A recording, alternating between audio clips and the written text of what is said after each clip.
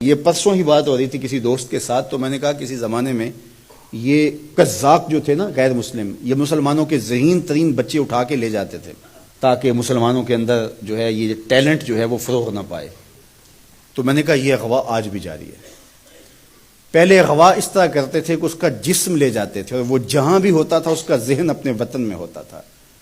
اب بچے ہمارے پاس ہیں لیکن ان کے ذہن اغوا کر کے وہ لے گئے ہیں۔ یہ دور موجود کا سوشل میڈیا اور اس کے اوپر پھیلی ہوئی بے حیائی اور مغربی تہذیب و تمدن کا فروغ، بچے کھانا ہم دیتے ہیں، کھلاتے ہم ہیں، پلاتے ہم ہیں، لیکن یہ ہمارے نہیں ہیں، یہ اچک کے لے گئے ہمارے بچوں کو، ہماری گودیں بھانج ہو گئی ہیں، یہ ہماری فکر کے ہیں ہی نہیں ہیں۔ لیکن افسوس یہ ہے کہ آج رہنمایان قوم، آج جو ہے وہ مدرسین، آج ٹیچرز، آج معلمین اور آج کا میڈیا بالکل ان چیزوں سے بے خبر ہے کہ ہمارے ساتھ کیا ہوا اور کیا ہونے جا رہا ہے، اور ہم اللہ سے امید کا چراغ بجھنے نہیں دے رہے، لیکن جو موجودہ نظم ہے اس وقت جو ہمارے ساتھ ہو رہا ہے تو ہم گڑھے کی طرف جا رہے ہیں اور گرنے کی طرف جا رہے ہیں۔ یہ کہیں کہیں کوئی دیا روشن ہے، ورنہ ہمیں پتہ ہی نہیں کہ ہمارے ساتھ کیا ہو رہا ہے۔ جب روس کا سرخ انقلاب پھیلنے لگا اور اس کے ظلم روس کے ساتھ ملحقہ ریاستوں کے اندر اپنے پنجے گاڑنے لگا، تو یہ ماوراء النہر کا جتنا علاقہ ہے اس کی مسلم ریاستوں کے اندر زبردستی مسلمانوں پہ پابندی لگا دی گئی۔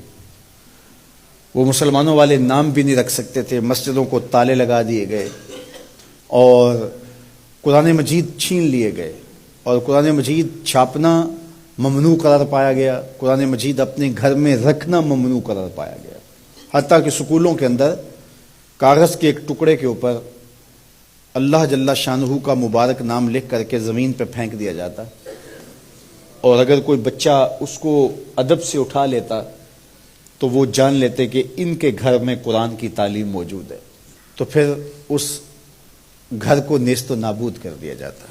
مسجدوں کو بالکل تالے لگ گئے، مدارس تو دور کی بات ہے، گھر کے پچھلے کمرے کے اندر بھی قرآن مجید کوئی رکھنے کی ہمت نہیں کرتا تھا۔ لیکن آج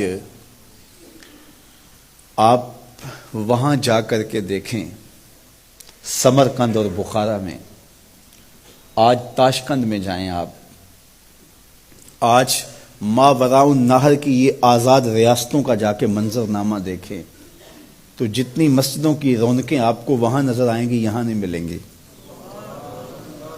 قرآن کے ساتھ جو عشق آپ کو وہاں ملے گا یہاں نہیں ملے گا۔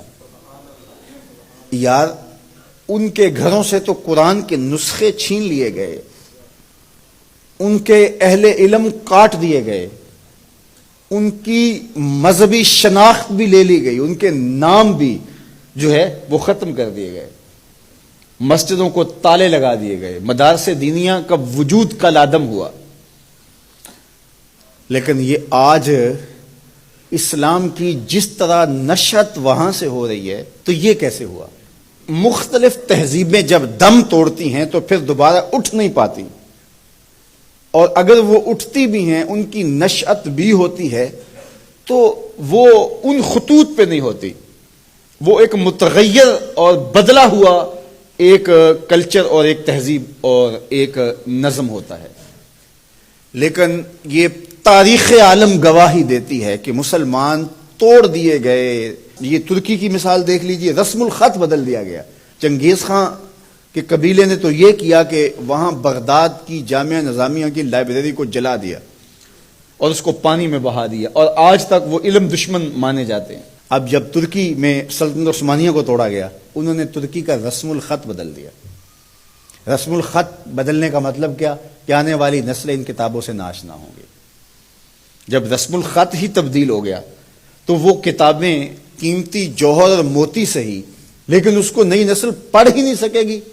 تو بات یہ کر رہا تھا کہ کلچر اور تہذیبیں اور تمدن جب ٹوٹتے ہیں تو دوبارہ انہی خطوط پہ کھڑے نہیں ہو پاتے، لیکن اسلامی تمدن، اسلامی تہذیب اور اسلامی کلچر اور اسلامی سوسائٹی اور معاشرت، اور جب ہماری سلطنتیں اور ہمارے سلسلے جب توڑ دیے جاتے ہیں تو کچھ سالوں کے بعد یا صدیوں کے بعد ہم جب دوبارہ کھڑے ہوتے ہیں تو پھر انہی بنیادوں پہ کھڑے ہوتے ہیں.